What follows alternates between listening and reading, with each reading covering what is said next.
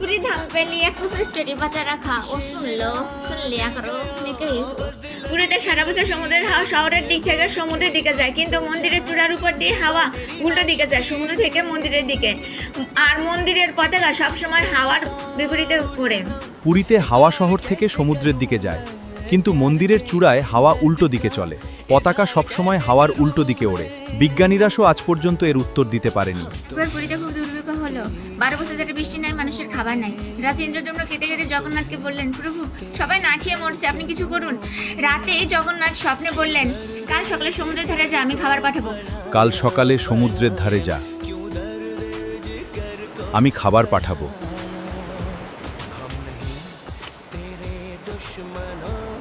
লক্ষ্মী রাগের গল্প। একবার জগন্নাথ রথে করে মাসির বাড়ির গুন্ডিচা মন্দিরে গেলেন 9 দিনের জন্য। বউ লক্ষ্মী দেবী একা মন্দিরে। রাগ করে লক্ষ্মী জগন্নাথের রথের একটা জায়গা ভেঙে দিলেন। সেই দিকে নিয়ম জগন্নাথ তাকে একা রেখে মাসির বাড়ি চলে গেলেন। রাগে ফেটে পড়ে লক্ষ্মী দেবী রথের চাকা ভেঙে দিলেন। অভিমানী লক্ষ্মী মন্দিরের সব দরজা বন্ধ করে দিলেন। একেই বলে হেরা পঞ্চমী। জগন্নাথ বউকে মানাতে আসেন। কার কার দুল নেই, সোনার দুল নেই কার কার, হোয়াটএভার। তো এখন গল্প হচ্ছে সোনার ঝাঁটার।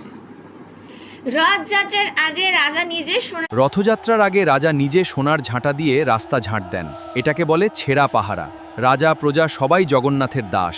এই নিয়ম আজও 500 বছর ধরে চলছে। প্রতি 12 থেকে 19 বছর পর পর জগন্নাথ বলরাম সুভদ্রা মহারানীর কাঠের শরীর বদল হয়। এটাকে বলে নবকলেবর। 2015 সালে শেষবার হয়েছিল। পুরোহিতরা রাত 2টায় জঙ্গল থেকে বিশেষ দারু গাছ খুঁজে আনে। গাছের গাছ প্রতি 12 থেকে 19 বছর পর হয় নবকলেবর। শেষবার হয়েছিল 15 সালে। রাত 2টোয় পুরোহিতরা বিশেষ গাছ খোঁজেন। গাছে শঙ্খচক্র গদা আবশ্যিক। চোখ বেঁধে পুরনো মূর্তি গোপনভাবে পোঁতা হয়। জগন্নাথের ঋণ।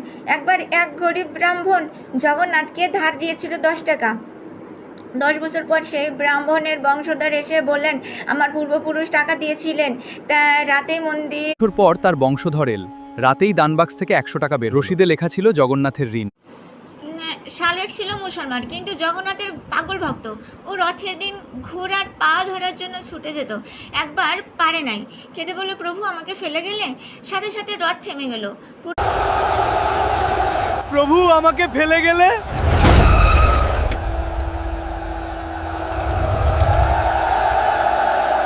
বর্ষার 15 দিন জগন্নাথের জ্বর হয়, তখন মূর্তি বন্ধ থাকে। একে বলে অনশন।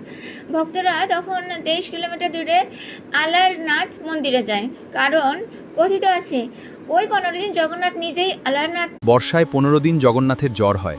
একে বলে অনাসর। ভক্তরা তখন আলারনাথ মন্দিরে যান। কথিত আছে এই 15 দিন জগন্নাথ আলারনাথ রূপেই থাকেন। আজও ডাক্তার এসে মন্দিরে ওষুধ দিয়ে যান।